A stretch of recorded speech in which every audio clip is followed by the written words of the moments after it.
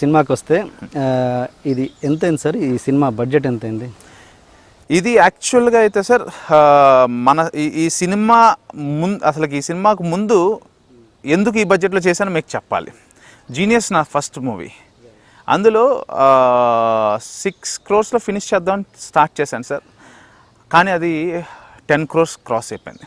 Why? Because చిన్ని గారు the great one of the top writer, ఆయన కథ ఇచ్చేసరికి ఏంటంటే ఎవరైనా ఫస్ట్ టైం ఎక్స్ట్రాడినరీ బాగా చేయాలి, ఆయన ప్రీవియస్ మూవీస్కి ఏమీ తగ్గకుండా చేయాలని. అండ్ దానికి తోడు దాసరి కిరణ్ గారు మై ఫస్ట్ ప్రొడ్యూసర్, ప్రౌడ్లీ చెప్పొచ్చండి ఆయన. ఎందుకంటే నన్ను ఆ రోజు నమ్మి నాకు ఛాన్స్ ఇచ్చారు ఆయన కూడా ప్యాషన్ అండి, అసలు డబ్బు ఆలోచించరు, బాగా చేయాలని. మా ఇద్దరి మొదటి ఇన్ఎక్స్పీరియన్స్ వల్ల ఏదో సినిమాని బాగా చేయాలని ప్యాషన్తో మేము ఖర్చు పెట్టేసి చేసేసాం.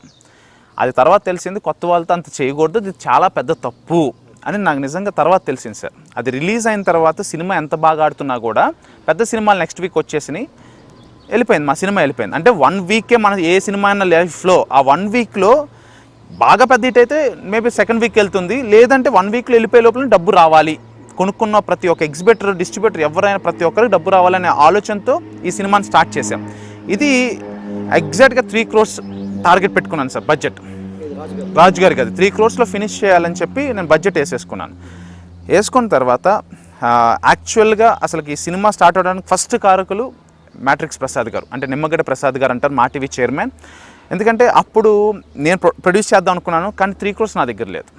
సో నాకు సపోర్ట్ కావాలి, అందుకని ఛానల్ దగ్గరికి వెళ్ళి సార్ ఇలాగ అనుకుంటున్నాను సార్, ఒక కాన్సెప్ట్ ఉంది, ఒక మంచి స్టోరీ లైన్ ఉంది, మీ సపోర్ట్ కావాలి సార్, శాటిలైట్ సపోర్ట్ చేయండి సార్, ఆ డబ్బుతో ప్లస్ నా డబ్బుతో కలిపి సినిమా చేద్దాం అనుకుంటున్నాను సార్ అంటే. నిజంగా సార్ ఈరోజు ఇంత సక్సెస్ని అందరూ అప్రిషియేట్ చేస్తున్నారు, కానీ 1.5 year బ్యాక్ ఆయన ఆ 5 minutes లైన్ విని, అది తమ్ముడు మరి నథింగ్, ఆ రోజు నేను నథింగ్, ఆయన ఆ decision making first hats off చెప్పాలంటే ఆయనకి ఏమి లేదు సార్, నమ్మకం అనేది ఒకరికి హెల్ప్ చేయాలి. ఆయన ఒకటే అన్నారు సార్, ఈరోజు నేను నీకు సపోర్ట్ చేస్తున్నాను, నువ్వు సక్సెస్ అయితే ఇంక 10 మందికి నువ్వు కూడా ఇలాగే హెల్ప్ చేయాలి. ఆయన ఒక్క మాట చెప్పి శాటిలైట్ ఇష్యూ చేసేసారు. ఇది సినిమా ట్రైలర్ కాదు, రిలీజ్ చూసిన తర్వాత కాదు, అసలు లైన్ విని. సో ఆయనకి ఎప్పుడు లైఫ్ లాంగ్ నేను రుణపడి ఉండాలి. అప్పుడు వాళ్ళు ఇచ్చిన సపోర్ట్ వల్ల, శాటిలైట్ 1.5 సపోర్ట్ వల్ల నా దగ్గర ఉన్న 1.5తో స్టార్ట్ చేయడం జరిగింది సార్ ఈ సినిమా. అండ్ ఈ సినిమా ఎప్పుడైతే 3 crores అని రాసుకున్నామో సార్, నా 100% ₹1 కూడా పెరగకూడదని టార్గెట్ పెట్టేసుకున్నాం. ఎందుకంటే నాకు జీనియస్కి దెబ్బ పడింది, నేను బడ్జెట్ పెరిగిపోయింది, అది నా లైఫ్లో ఇంక మర్చిపోలేను, అది చేయకూడదు రిపీట్. కానీ ఎప్పుడైతే ఈ సినిమా స్టార్ట్ అయిందో కరెక్ట్గా సార్ 1 week 8 days తర్వాత స్ట్రైక్ వచ్చింది, యూనియన్ స్ట్రైక్. హ్యూజ్ సెట్ ఉంది మన దాంట్లో, సెట్ ఉంది, ఆర్టిస్టులు అందరూ వచ్చారు. అసలు ఇంకా స్ట్రైక్ రావడం ఆగిపోయింది సార్. 1.5 month షూటింగ్ అయిపోయింది. చిన్న సినిమాలు అలా ఆగితే చాలా తట్టుకోవడం కష్టం, అందరి బల్క్ డేట్స్ మళ్ళీ తాగడం కష్టం. కానీ దాన్ని తట్టుకోగలిగాం సార్. వేజెస్ పెరిగినాయి, ఒక దాదాపుగా 25% 30% కార్మికులు అందరు టెక్నీషియన్స్కి వేజెస్ పెరిగినాయి, బత్తాస్ పెరిగినాయి. సో దాంతో బడ్జెట్ క్యాల్కులేట్ చేసుకుంటే sir around 30 lakhs or to 40 lakhs maximum పెరిగేటట్టు టోటల్ ఓవరాల్ బడ్జెట్, అంటే 3.4 3.3 అలా అయ్యేటట్టు ఉంది. మళ్ళీ ఒకసారి స్క్రిప్ట్ మీద కూర్చొని మొత్తం చూసుకొని కొన్ని పేజీలు తీసేసాం అనమాట. అంటే ఎడిట్ టేబుల్ మీద డిలీట్ చేయాల్సినవి అక్కర్లేదు, పర్వాలేదు, ఇది లేకపోయినా సినిమాకి నష్టం జరగదని తీసేసుకోవడం జరిగింది. అలా చేయటం వల్ల ఏమైందంటే 50 daysలో కంప్లీట్ చేయాల్సిన ప్రాజెక్ట్ని 42 daysలో కంప్లీట్ చేసాం. ఆ 8 days ఎక్కడైతే మిగిల్చామో ఆ బడ్జెట్ ఎక్స్ట్రా అయ్యే బడ్జెట్ లోపలికి వచ్చేయడం వల్ల 3 crores మేము ఫినిష్ చేయగలిగాం.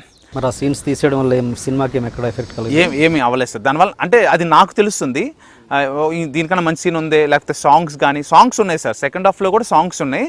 ఇప్పుడు ఈ సినిమాలో సెకండ్ హాఫ్లో అసలు సాంగ్స్ ఉండవు. బట్ అది ఎవరు కూడా ఇప్పుడు ఎక్కడ కూడా అరే సెకండ్ హాఫ్ ఎవరో ఒక్కళ్ళు అడిగారు సార్, మొత్తం మీద సెకండ్ హాఫ్లో కూడా ఒక సాంగ్ ఉంటే బాగుంటుంది కదా అని అడిగారు, కానీ అది మైనస్ కాలేదు సినిమాకి.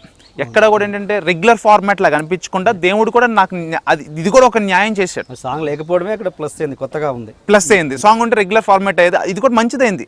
ఎందుకంటే అమ్మవారి దగ్గరికి, అదే పెద్దమ్మ గుడి దగ్గరికి వెళ్ళాం సార్. ఈ స్ట్రైకులో పెద్దమ్మ గుడి దగ్గరికి వెళ్ళి మొక్కుకున్నాం. రెగ్యులర్గా అందరూ సినిమా అయిన తర్వాత చేస్తుంటారు, స్ట్రైక్ వచ్చేసరికి మేము ఫస్ట్లోనే చేసేసాం. అన్నం పెట్టుకొని, అమ్మ జాగ్రత్తగా చిన్న ప్రయత్నం చేస్తున్నాము, ఇది ఎలానే గట్టెక్కిచ్చు, ఏ కష్టం లేకుండా 3 crores లైట్ చూసుకొని ఆమె మొక్కుకున్నాము. ఈ సినిమా ఇంక ఇప్పుడు ఒక హిస్టరీ లాగా, అంటే ఒక చిన్న సినిమాలో ఒక పెద్ద సినిమా లాగా పెద్ద హిట్ కొట్టేసాము. అది కూడా పండగ బరిలో అన్నిటిని తట్టుకోగలిగామంటే ఆ గాడ్ ఆశీస్సులు, అంతే, అమ్మవారి ఆశీస్సులు. కొత్త వరవడి సృష్టించుకున్నాను నాకు నేనుగా. ఒక యాంకర్ అంటే రిజర్వ్డ్గా మాట్లాడటం కాదు, ఎవరితో మాట్లాడినా ఓన్ చేసుకోవాలి, ఒక కుటుంబంలో ఒక వ్యక్తిలాగా మాట్లాడాలి. అది అంటే రిలేషన్షిప్స్ని కలుపుకుంటూ మాట్లాడటం స్టార్ట్ చేశాను.